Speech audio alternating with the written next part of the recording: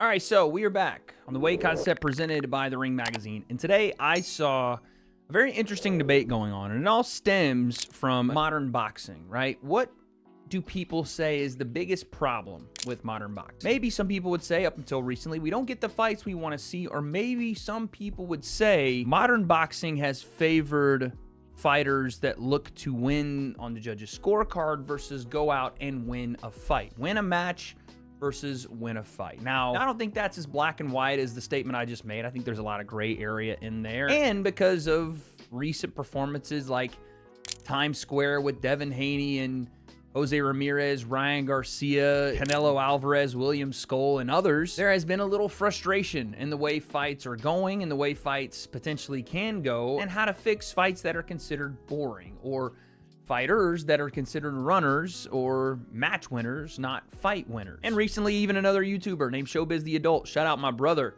has introduced the no running rule, in his opinion, to stop some of the lackluster performances in boxing. Guys that are, again, trying to win on the cards, not trying to win a fight. And today, Turki Alalshikh laid down the hammer. He said no more running will be permitted on his events, and the internet kind of lost their mind. But I think he might have been taken out of context a little bit. And I understand how this is going to sound because I'm working with The Ring, but also I kind of agree with him and Showbiz, and I'll explain why. The breakdown, let's go. All right, so let's go back to where this all started. Showbiz the Adult, after the performances, I assume, of Devin Haney, of Ryan Garcia, and of William Skoll over what should have been one of the biggest weekends for boxing in modern history, turned out to be one of the more lackluster and kind of wet fart performance-wise weekends of boxing. Shout out to W.A.D.E for saving the weekend. It was just last month that all this happened, but Showbiz had enough of it, and he implemented something called the no-run rule, or at least a petition to change.org to potentially change the sport of boxing through the no-run rule. And listen, I'm sure that the internet has already let Showbiz hear it about how running is not what Devin Haney was doing, or running is implemented in the sport of boxing because two guys standing in the middle and trading blows in a gladiatorial fashion isn't necessarily the sweet science. But I do think the sweet science has been bastardized a little bit to mean something that it never was supposed to mean, and we'll get into that. But at the end of the day, this is one man's opinion in Showbiz, and I think it's a good one, but you don't have to agree with it. No need to go after him or anybody else as a casual of boxing or don't know what they're talking. None of that stuff, because let me tell you, Showbiz, more than most people in the sport of boxing that have a platform, including myself, knows the sport inside and out and the history of it. So let's take a look at this. I just wanted to put that out there because let's all just relax a little bit. Let's engage in the conversation. Everybody's passionate.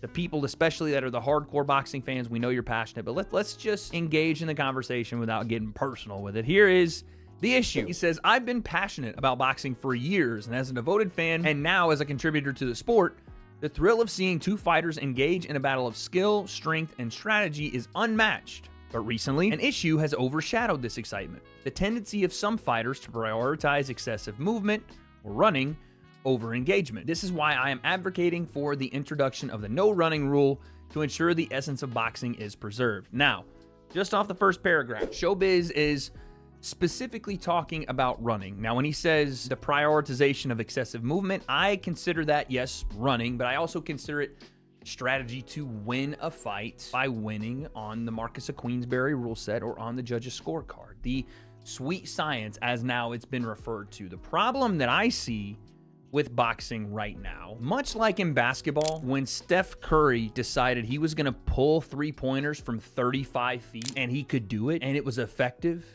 and he was consistent, he changed the game of basketball. Honestly, in my opinion, for the worst, because now guys that aren't Steph Curry, even though they can be great quality shooters in spurts, and even though teams like the Celtics hit a bunch of threes from time to time, the NBA has foregone a more fluid game of basketball, a game that includes both the short range, mid-range, three-point range, and defensive presence, along with a big man. I could go on, in lieu of essentially putting four players, maybe even five, on the floor that can potentially, in some cases, shoot the three and jacking up about 50 to 60 of them a game. What does this discussion have to do with boxing? The same principle almost lies true with some of the greatest fighters that could do everything but chose in certain instances to do the thing that we now call running, or the thing in their version or in their way that they could get away with that other fighters can't. It's much like we talk about Floyd Mayweather protecting the O, right? The 50-0 mark for Floyd, and how fighters want to move like Floyd did because he changed the sport. He also, in some ways, changed the sport in the ring. And not to say that Floyd was the first person to box on the back foot and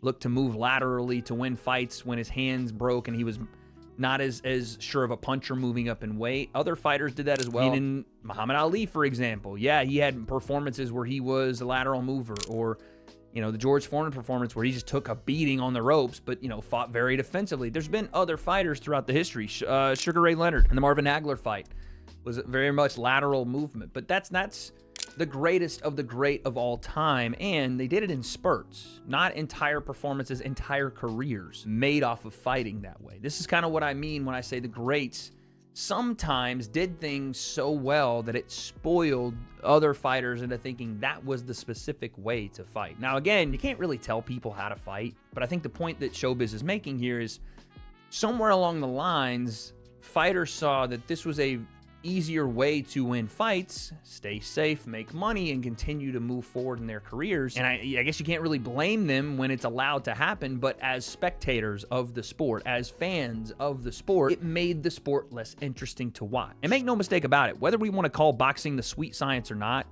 this is a spectator sport, and you can be damn sure that people do tune in to watch fighters fight each other. They don't tune in most of the time to watch a stalemate. And even someone like Guillermo Rigondeaux, who was a defensive master, didn't have a lot of fans that would tune in to a bunch of TVs. In fact, he was kind of blackballed off TV, off pay-per-view at least, because his style was just not interesting for people to watch. It was a defensive boxing presence of the highest order, but it just wasn't conducive to building a fan base, to building the sport. It worked for him, but again, as an exception to kind of what the sport is meant to be, which is, a fight. Boxing is not just about hitting and avoiding punches. Thank you.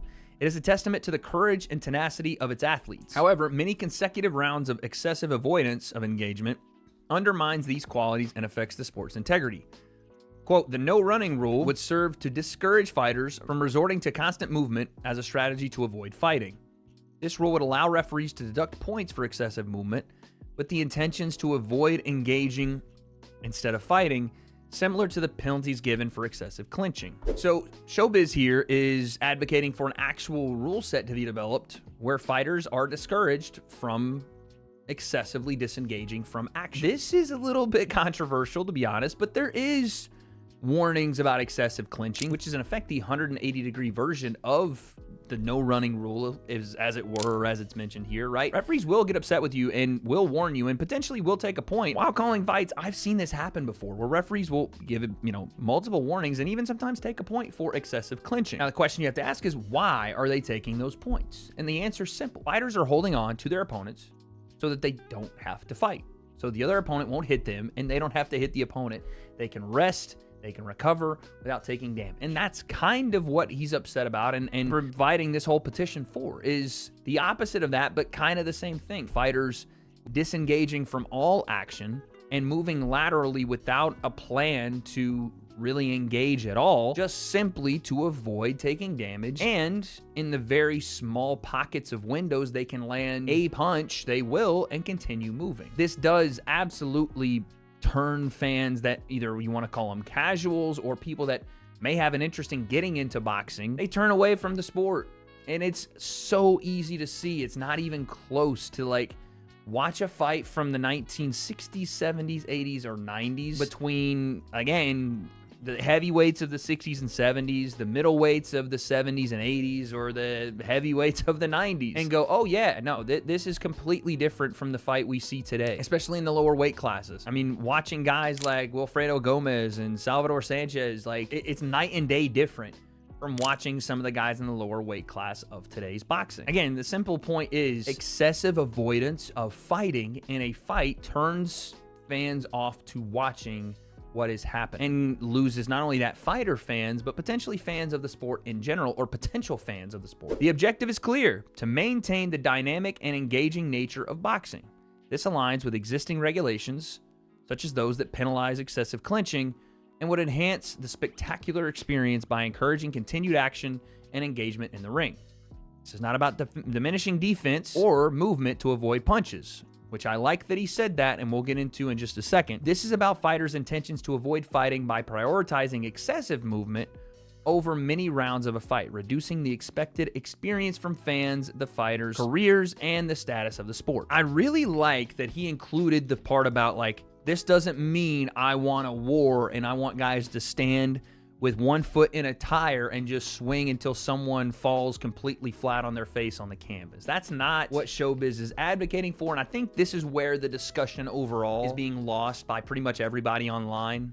But we'll get back to that. But again, let's just keep in our minds as we continue to read through this, this doesn't mean you can't be defensive as a fighter. It doesn't mean you can't move as a fighter. Again, this is a frustration by a fan and now contributor to the sport.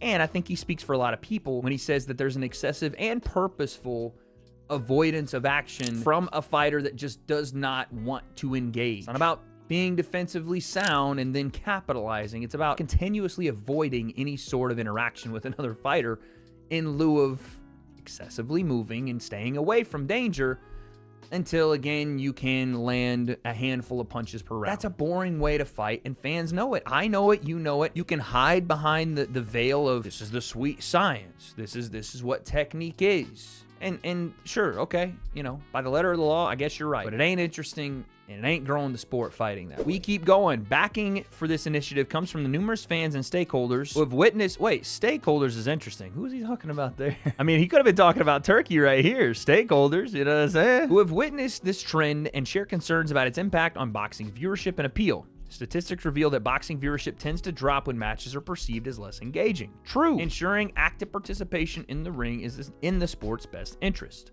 I call upon the regulatory bodies to consider this proposal seriously and engage in a meaningful discourse with athletes, referees, and fans. Together, we can preserve the vitality and attraction of this historic sport by supporting the implementation of the no running rule. Shout out to Showbiz.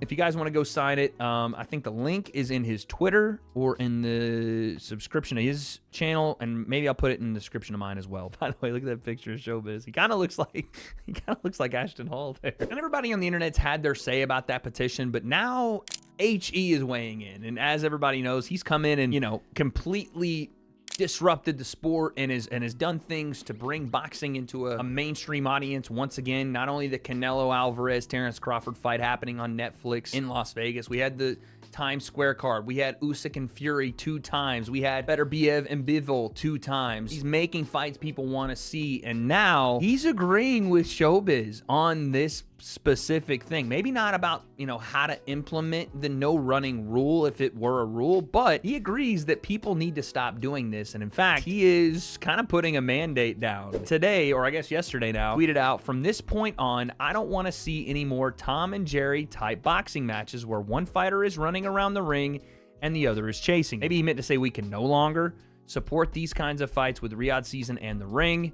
We want to support fighters who leave it all in the ring and fight with their heart and pride. And the internet went crazy. Now, again, I agree with him. Tom and Jerry type of fighting is rough to watch, especially when it's not done with the purpose of finding ways to finish the fight. If there's one fighter that's looking to move forward and one fighter that's consistently just not wanting to engage at all, it makes for a boring fight. It just really does. Like, if there's a fighter not engaging or moving to set up the engagement, right? Sliding laterally to catch an angle or get out of the corner or turn the corner and then reset the action and fight. That's not what he's talking about. He is speaking specifically about fighters that are consistently moving away from the action in lieu of trying to capitalize on a fighter walking forward by engaging them and knocking them out. And there's, again, a bit of a mixed bag, as it will be with the internet. BJ Flores, I agree with Turkey. Antonio Tarver, I agree.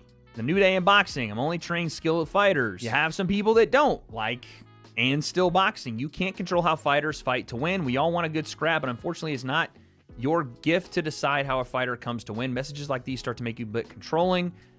Make the fights, except some might be shit. This isn't power slap. So, I mean, that's true. Turkey can't control how people fight. That's 5,000% true. That's never something he's going to be able to do. But again, I don't think this is Turkey trying to control fighting. It is him trying to encourage fighters to fight, again, to win fights by fighting, not winning boxing matches by running or moving laterally excessively or trying not to engage. Again, we go back to that point. But again, I think people are mistaking what Turki wants to see. He wants to see offense and defense, but done in a way that fighters can engage in the fight. Defense doesn't mean completely disengaging from your opponent. It can happen in certain points, again, to reset the action, to reset footwork, to cut an angle, to turn the corner, to get out of the corner, whatever it is. But those are moments in a broader context of trying to hit the opponent while also not being hit. It isn't, at least it shouldn't be, in my opinion, touch the opponent, hit the opponent once, maybe twice, and then completely get out of dodge until the next time you want to engage the action, just to do the same cycle over and over. And engaging the action is just 1 or 2 punches, because any more would leave you in the pocket to be countered, so you have to completely disengage. Defense in boxing, yes, is multifaceted, but a high-level defensive artist is one that not only can make you miss without always completely disengaging from the action, but also can make you miss and make you pay. That is the sweet science to me. To me, offensive boxers are only heightened by their defensive ability. A guy like Canelo Alvarez, while yes, his output hasn't been great lately, he's one of the better defensive to offense transition boxers I've ever seen. His ability to make you miss and make you pay is unlike any other. And someone that later in his career might have been faulted for running too much was Floyd Mayweather. One of the best forward-moving counterpunchers there was. He would make you miss in the pocket and hit you with a pull right hand and make you pay. That is what defensive boxing is to me. Your offense is heightened by your defense. If you're able to make someone miss and then counter them, the punch impact increases. Your ability to land flush increases. The damage increases. You get more entertaining fights, and so on and so on. But for the people that say that Turki can't control how fights happen, they're right. He can't. What he can do is discourage a certain type of fighting by partnering with fighters that share the same vision, fighters that want to fight. People have to get out of their mind that, I mean, let's just be honest, the Devin Haney style of fighting in the Jose Ramirez fight is what defensive boxing at its highest level looks like. It's not. What makes for a great fighter is to have that in their bag if things aren't going their way, if they need to reset the fight, but also to be offensively dangerous and defensively responsible in the pocket. But we're talking about a select few fighters, and those select few fighters, some of them have been considered the best in the world while fighting a very timid style, and it makes them not pay-per-view friendly. It makes them not entertaining for fans, and it unfortunately for them puts them in a position where they're not big stars and really no one is paying attention when they fight. So yeah, I don't know. It's just their careers become this here today, gone tomorrow kind of surface level. Well, hey, yeah, that guy fought, I guess, but no one's really resonating with that. No one's eager to see it. In fact, most of the time they're just eager to see someone get knocked out because they hate the way they fight. But again, I think that people are really focusing on this point that Turki is saying, I don't want runners, which to them means that Turki is saying, I want people to stand in the middle of the ring and swing it out until someone hits the canvas, which is not true. Lomachenko, just retired, had insane footwork and movement in the pocket. You didn't see Lomachenko moving backward a ton.